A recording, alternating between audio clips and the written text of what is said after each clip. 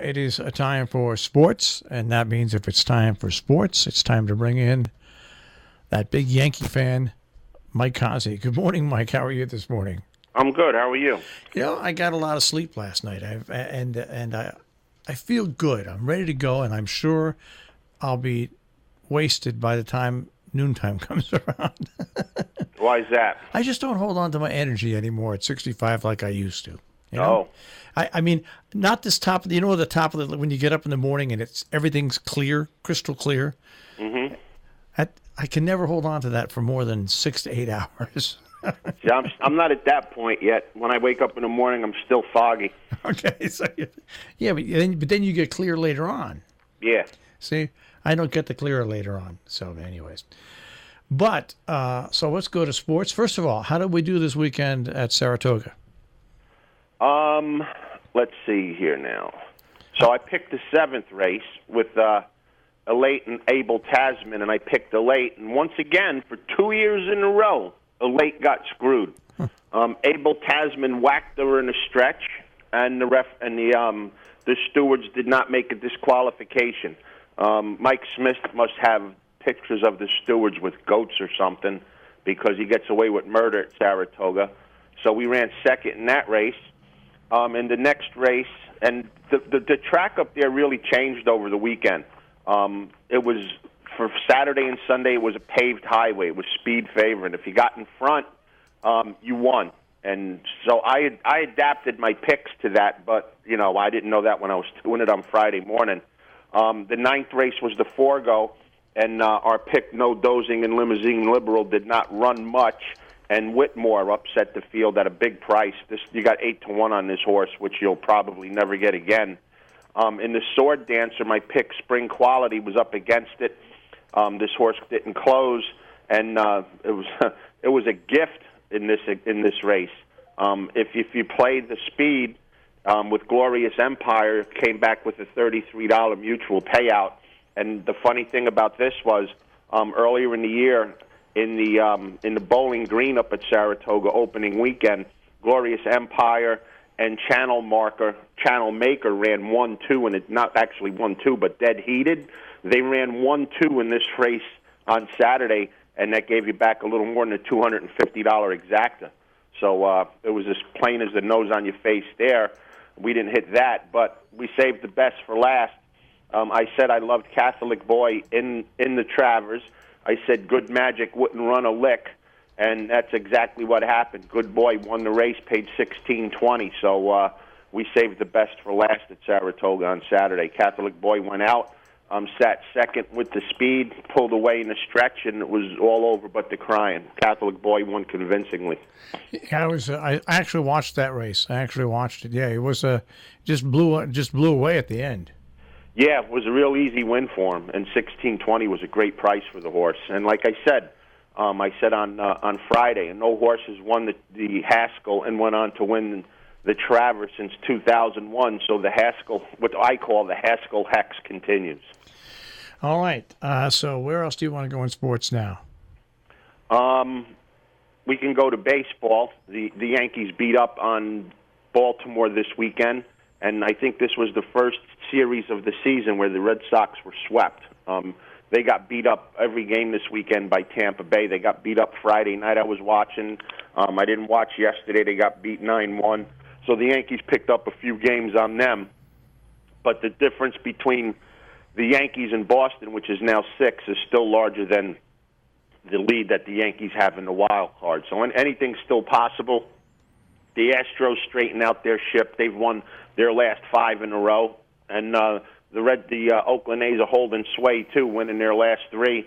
Both of them have won 7 out of their last 10. So the lead on the Astros is 1.5 over Oakland, and what you know, they play each other a series starting tonight. Are the Red Sox problems based around the fact that they don't have their best starting pitcher? The Red Sox have no problems. Okay. I mean, they've played 132 games. And this is the first time all season they lost 3 in a row. It's not a problem. Sooner or later, you have to hit a road bump. Yeah. And they hit one this weekend against Tampa, who played unconsciously against them, and it just happens. If the Red Sox go on this week and lose 2 out of 7, well, then maybe something's wrong. But I don't foresee it happening. They play the Marlins. Who else, if you can handpick somebody to play after a 3-game losing streak, would you want sooner play than the Marlins? That's right. You're absolutely right. All right. Anything? Where else do you want to go in sports? Where else can we go? The Hawaii team won the World Series. They beat the Georgia team for the U.S. Championship on Saturday, and they shut out South Korea yesterday 3-0. So very, very good showing by Hawaii. They went through the whole tournament out in Pennsylvania without a loss, and they didn't give up a heck of a lot of runs either. So these kids from Hawaii, they showed it really, really well for the little kids for the world of how to play baseball. They played very, very well. All right, and I watched a little bit of the Giant-Jet game Friday night because I was out having a few cocktails, and that they had that on TV. They had that on TV and didn't have the Yankee game on. They had the Boston-Tampa game on. They had the Giant-Jet game on like 4 TVs, and they didn't have the Yankee game on. We had to ask to get that put on. So the Jets looked pretty good.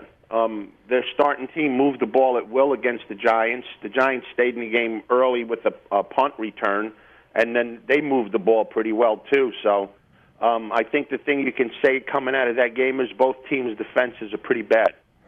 All right. Now, did you what did you think of those uniforms the major leaguers wore this weekend? I think it's stupid. I don't understand it. You can't understand it? I don't know why they're wearing them like that. Because people will go in their pockets, and for little Johnny and little Joey, go out and buy them the other uniforms. That's why. That's all it's about. I mean, it's all about spending money. I wouldn't have minded the uniforms if they didn't have the stupid nicknames on them. They look like softball players. When I was at the track yesterday, my friend said, "Oh, who's winning the Little League game?" And I said, "That's the Mets playing. That's not the Little League game." I thought they looked like softball players too. Exactly. They look like morons. It's not the players' fault. No. And then the nicknames. The only good thing about the weekend with what they wore was they had a little show on yesterday of how the guy makes all these custom spikes for them. That was about it, but I think it was dumb. All right. Oh, well. Did you see the one coach on the Yankees? Yeah, he had on his back, I'm not CC. That's right, because he's a big, heavy guy. That was great. That was funny. Yep, and another guy had something. They had a thing on TV that where I think it was ESPN messed up, and they had the guy's first name, for lack of a better name, John, and the second. Oh, I think it might have been Mike Trout. I don't think it was. No, it wasn't Mike Trout. John, and then it said no last name. So on the back of his shirt, he put no last name. It's just dumb. I don't understand it. All right. Like I said, all it is to sell more jerseys to kids with people's parents that get their kids everything they want. What's your Saratoga pick today? Saratoga today, hoping that the speed continues. 5th race, it's a mile on the inner turf. The 6-horse, Change Will Do You Good. This horse has a lot of speed, should get the lead, and hopefully with Caramouche make every step a winning step. So 5th race, the 6-horse, 4-1, Change Will Do You Good. That's my pick for today.